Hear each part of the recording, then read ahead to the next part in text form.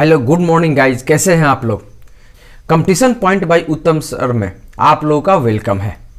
आज जबरदस्त क्लास के साथ मैथ की क्लास शुरू होने जा रही है।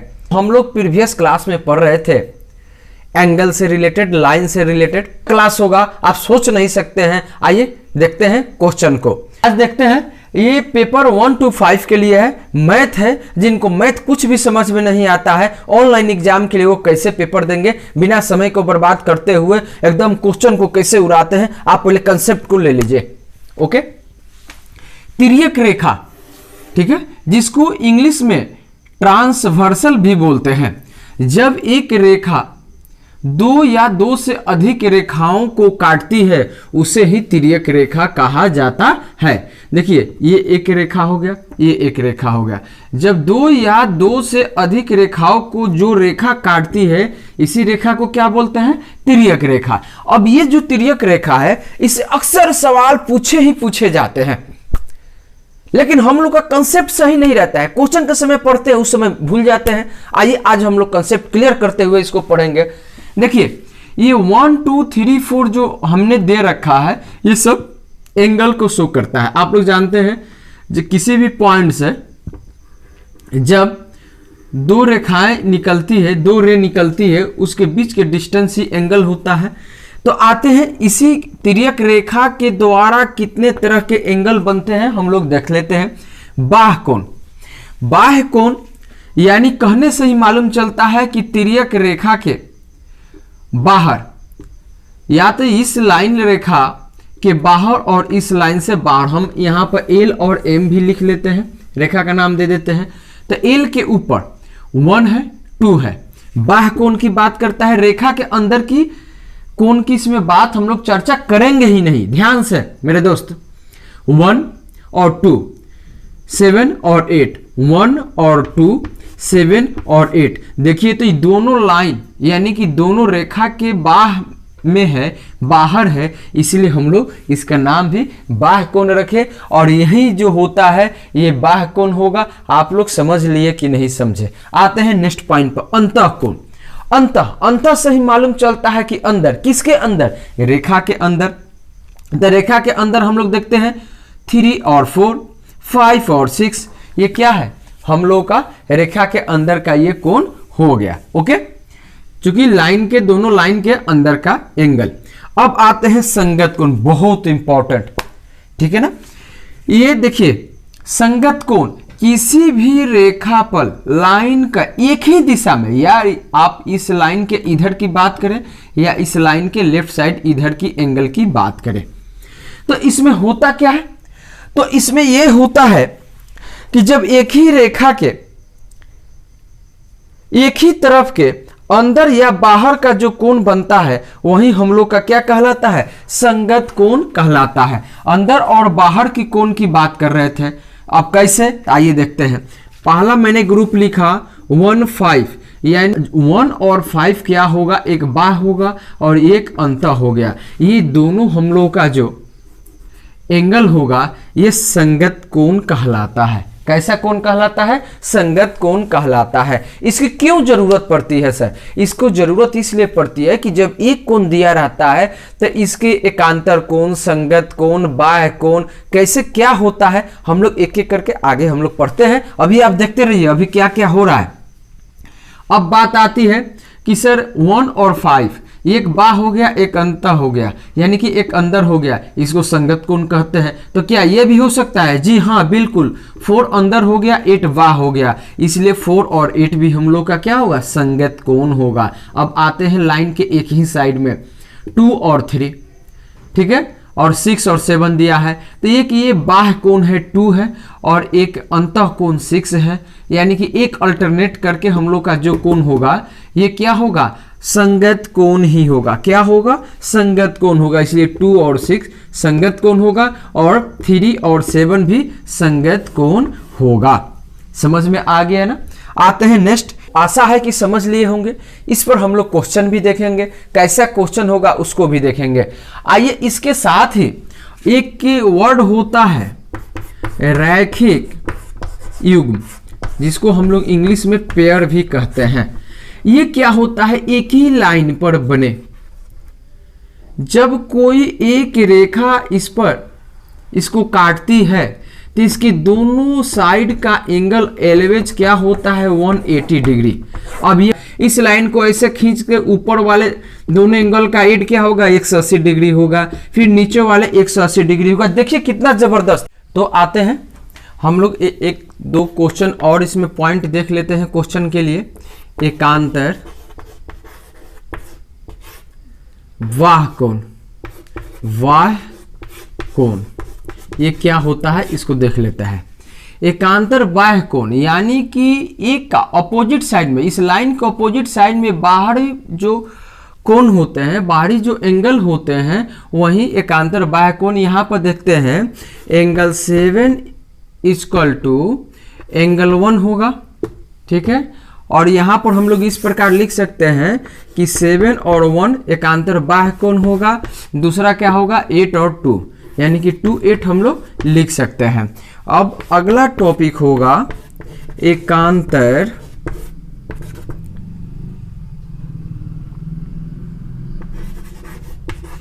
अंतःकोण। एकांतर अंतःकोण क्या होगा, सबको समझ में आ रही है ना। हाँ, एकांतर अंतःकोण जो किसी भी लाइन के विपरीत साइड में हो लेकिन अंदर हो, यानी कि इसमें हम लोग लिखेंगे 3 5, ठीक है, विपरीत में है दोनों एक दूसरे के लेकिन दोनों लाइन के अंदर में है, ठीक है ना। और 4 और 6 यानी कि 4 और 6 भी क्या हो जाएगा एकांतर अंतःकोण हो जाएगा। इसकी अब क्यों जरूरत पड़ी आइए अब हम लोग देखते हैं, ठीक है। यहां तो आप लोग समझ लिए, पॉज करके आप लोग लिख लीजिएगा। इसको एक बार नहीं 2 बार 4 बार जरूर पढ़िएगा मेरे दोस्त। अब आइए इसकी जरूरत क्यों पड़ती है हम लोग देखते हैं। समांतर रेखा, इसका मतलब आप लोग समझे होंगे, जब दो रेखाएं बराबर बराबर डिस्टेंस की हो उसको जब एक तिर्यक रेखा काटती है, ठीक है। समांतर रेखा क्या है, यही दोनों लाइन को हम लोग समांतर रेखा कहेंगे। इसको जब एक तिर्यक रेखा काटती है तो इसके इंपॉर्टेंट पॉइंट अब क्यों जरूरत है वो पढ़ना, अब समझ लीजिए। संगत कोण क्या होते हैं, बराबर होते हैं, समझ में आ रही है ना, ध्यान से मेरे दोस्त। और क्या होगा एकांतर अंतःकोण, इसके पहले जो हम लोग पढ़े थे एकांतर अंतःकोण क्या होते हैं, एकांतर अंतःकोण भी क्या होते हैं बराबर होते हैं। और अगला टॉपिक क्या हो गया कि अंतः दो कोणों का योग, अंतः दो कोणों का योग 180 डिग्री होता है। अंतः दो कोणों का योग क्या होगा 180 डिग्री होगा। अब आप लोग समझ सकते हैं, कहने का मतलब है संगत कोण बराबर होते हैं। अभी हम लोग ने संगत कोण पढ़ा था, अगर संगत कोण 1 के जगह पर जो होगा वो 5 के जगह पर होगा, जो 2 के जगह पर होगा वो 6 पर होगा, जो 6 पर होगा वो 2 पर होगा। मान लेते हैं 6 पर 30 डिग्री हो गया तो 2 पर क्या हो जाएगा 30 डिग्री होगा। इस तरीके के क्वेश्चनों को अभी हम लोग तुरंत सॉल्व करने वाले हैं।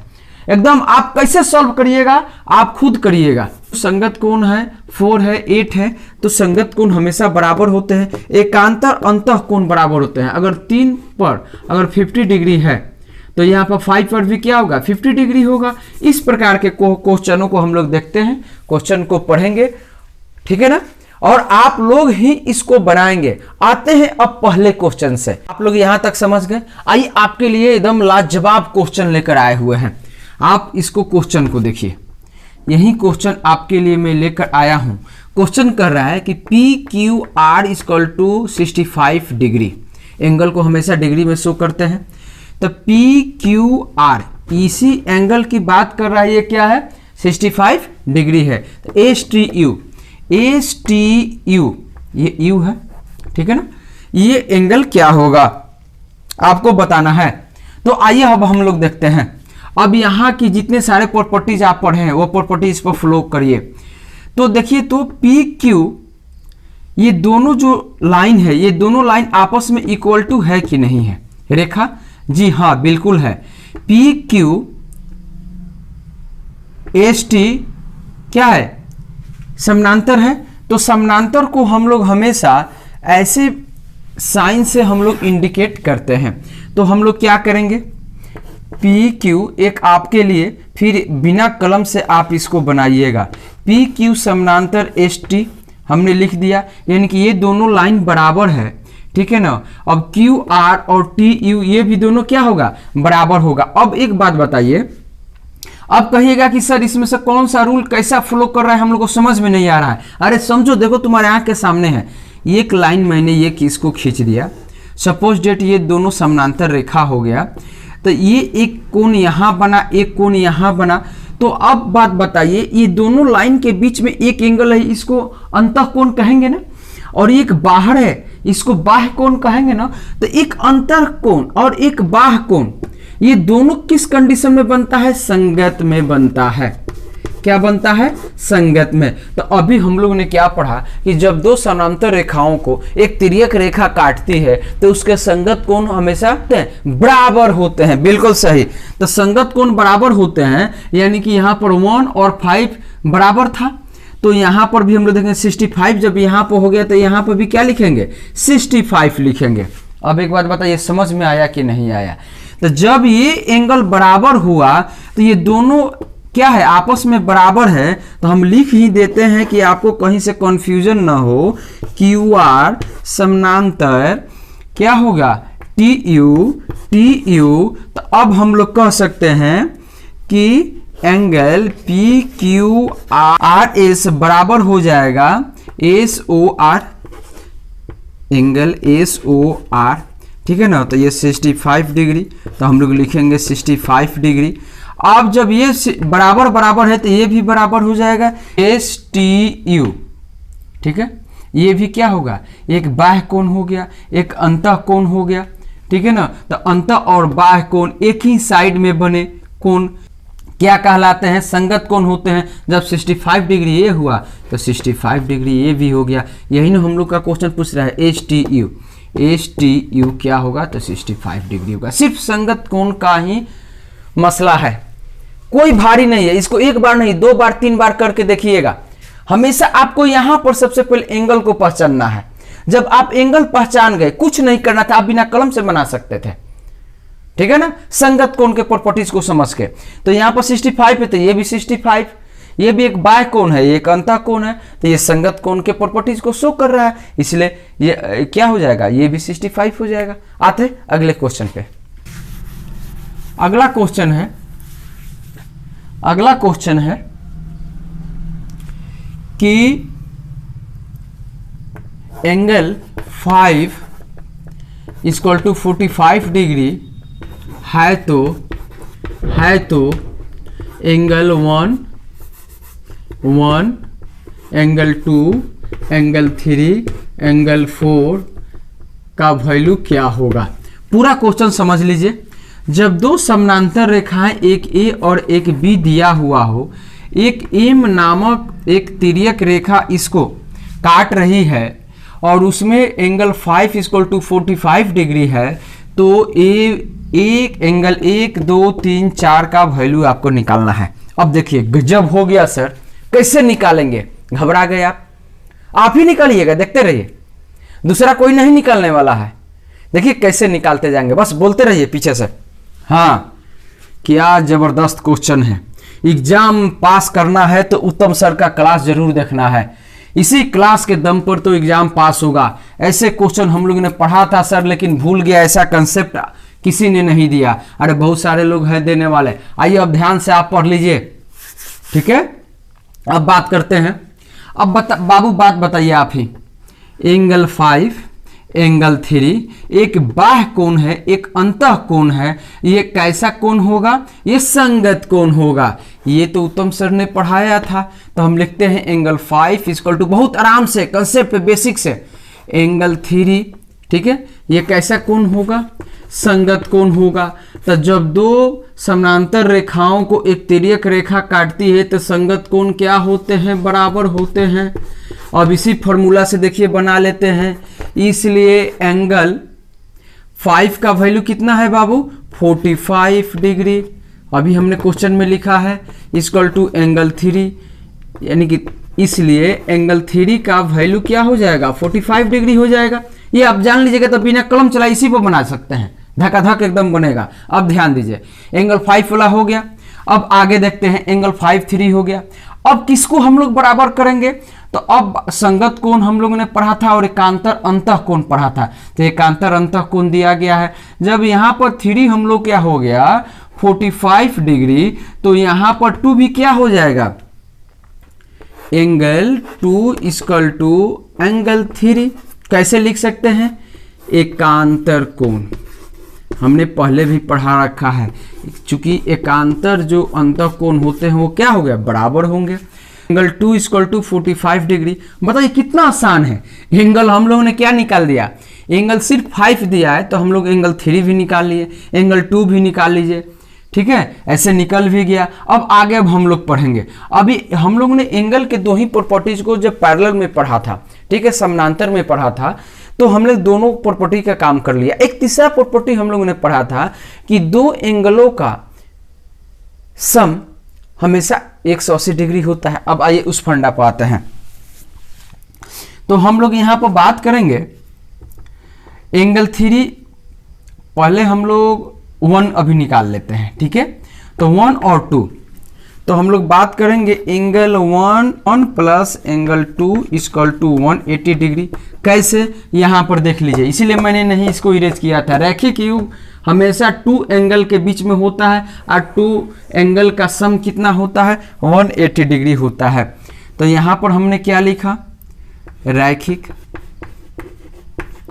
रैखिक युग्म यानी कि पेयर की बात करता है ना।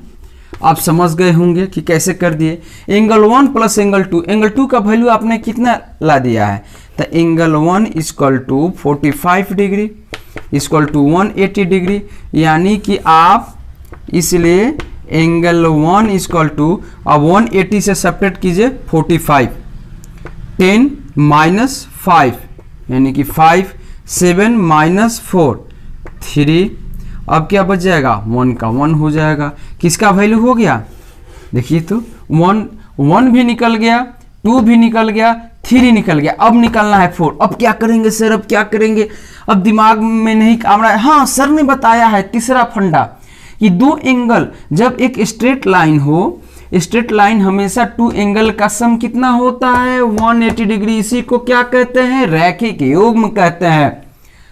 बोलो, चुप क्यों हो, एकदम समझ रहे हो ना। हाँ बिल्कुल, ऐसे ही जोश के साथ पढ़ते रहो। यही हम लोग फंडा यहाँ पर अपनाएंगे अगेन हम लोग लिख करके, ठीक है ना। कैसे, तो angle 3 plus angle 4, angle 3 plus angle 4 equal to 180 degree. Angle 3 को हम लोग ने क्या लिखा था 45 डिग्री प्लस 4, ठीक है ना, इक्वल टू 180 डिग्री। अब आप ही बताइए, इसलिए एंगल 4 इक्वल टू 180 डिग्री में से 45 डिग्री सेपरेट कर लीजिए, कितना होगा, कितना होगा 135 डिग्री होगा कि नहीं होगा। आप सेपरेट करके देख लीजिए, फटाफट देखिए।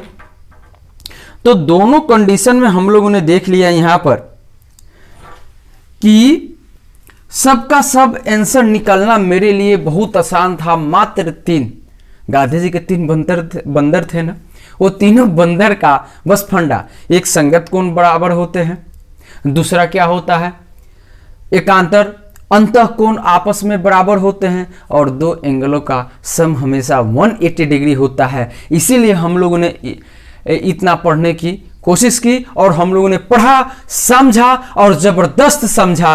अब ये क्वेश्चन बताइए, अगर आपसे पूछ दिया अब यही ना क्वेश्चन कि 1 2 3 4, अब आप ही आंसर लिख के बताइए ना। 1 का कितना आया है, 1 यहीं पर ना है, 1 का एंगल आपका आएगा 135 डिग्री। 2 कहाँ लाए हैं, यहाँ लाए हैं 2 का 45 डिग्री। 3 का कितना लाए हैं, 3 कहाँ है, जी हाँ 3 यहाँ पर है, ये 3 का हो जाएगा 45 डिग्री। और एंगल 4 का क्या हो जाएगा, एंगल 4 का हम लोग ने यहाँ लाया 135 डिग्री। कितना आसान है। क्या आप लोग ऐसे क्वेश्चन को नहीं बना सकते हैं, ऐसे ही क्वेश्चन देगा, 1-2 क्वेश्चन हम लोग और देखेंगे और देख करके फिर समझेंगे कि क्या है। आते हैं अगले क्वेश्चन पे। टाइप का क्वेश्चन है, आइए इसको देखते हैं। आपको एकदम रुकना नहीं है, झुकना नहीं है, बढ़ते चलो वीर, तुम बढ़ते चलो। एम है, एम पर पहुंचना है, चाहे रास्ते में कितने सारे पत्थर, ठोकर, कंक्रीट क्यों नहीं आए, आपको बढ़ना है, आगे पढ़ना है। आइए उत्तम सर हैं तो आपके लिए मैथ का कोई गम नहीं है। मैथ पढ़िए, मैथ को धुआं धुआं कर दीजिए। मैथ आपके कदम को चूमेगी, बशर्ते आप मेहनत करते रहें। मैथ को अपनाइए, मैथ को पर प्रैक्टिस कीजिए। नहीं समझ में आता है 2 बार 3 बार वीडियो को पढ़िए ना। क्वेश्चन देखते हैं, इस अलग टाइप को क्वेश्चन कैसे बनाना है, क्या कहता है, किस इसी पैटर्न पर आपका क्वेश्चन आता है। आइए देखते हैं। देखिए क्वेश्चन कहता है अज्ञात कोण ज्ञात कीजिए। क्या कहता है? अज्ञात कोण ज्ञात कीजिए। देखिए 2 पैरेलल लाइन खींच दिया है, ठीक है ना। बड़ा ड्रॉ कर देता हूं ताकि आप लोग को देखने में कोई प्रॉब्लम ना हो। इधर एक एक्स एंगल दे दिया है, यहां पर वाई, यहां पर जेड, और ये 115 डिग्री, 115 डिग्री हो गया। अब कैसे बनाएंगे? बस उत्तम सर वाला फंडा जल्दी जल्दी याद कीजिए। तो ये फंडा याद करने में आप क्या करिएगा मेरे फ्रेंड्स? अब बात बताइए एक हमको, ये यहां पे एक एंगल बना है, एक यहां पर एंगल बना है। तो ऐसे कंडीशन में ये जब 2 समांतर रेखाओं को एक तिर्यक रेखा जब काटती है तो एकांतर अंतः कोण क्या होते हैं? बराबर होते हैं। तो 115 डिग्री है तो ये क्या होगा? y भी हम लोग का क्या हो जाएगा? 150 डिग्री हो जाएगा। तो जब यहां पर ये इक्वल टू और ये दोनों इक्वल टू हो गया, तब हम लोग क्या करेंगे? अब x को लेकर चलेंगे कि z को लेकर चलेंगे? हम जानते हैं कि आपके दिमाग में क्या चल रहा है। पढ़ाते पढ़ाते जो अनुभव हो चुका है, तो आपको घबराना नहीं है। देखिए आप ही पकड़िएगा क्या है। हम देखते हैं कि यहां से तो अब रैखिक युग्म का लेकर चलेंगे, वो भी आप लेकर चल सकते हैं, आपका भी कहना सही है। और नहीं तो यहां पर इसको अगर हम लोग लेकर चलते हैं तो एक बाह्य एंगल है, एक अंतः एंगल है। तो बाह्य और अंतः एंगल किस कंडीशन में होता है? तो ये संगत कोण में होता है, और संगत कोण भी क्या होते हैं? बराबर होते हैं। इसलिए हम लोग क्या करेंगे? Equal to x equal to 115 degree. क्यों? क्योंकि संगत कोण से, संगत कोण से, इसके प्रॉपर्टी से, ठीक है। अब बात आ गई कि अब z को कैसे करेंगे, ठीक है। तो z को करने के लिए हम लोग क्या करेंगे? रैखिक युग्म अभी भी लिखा हुआ है, यहां पर हमेशा 2 एंगल को जब ऐड करते हैं उसका वैल्यू हमेशा x 180 डिग्री होता है। तो यहां पर हम लोग क्या करेंगे? क्या करेंगे? वही फंडा को अप्लाई करेंगे। तो हम लोग क्या करेंगे? Angle z plus angle y equal to 180 degree. समझ में आ रही है ना?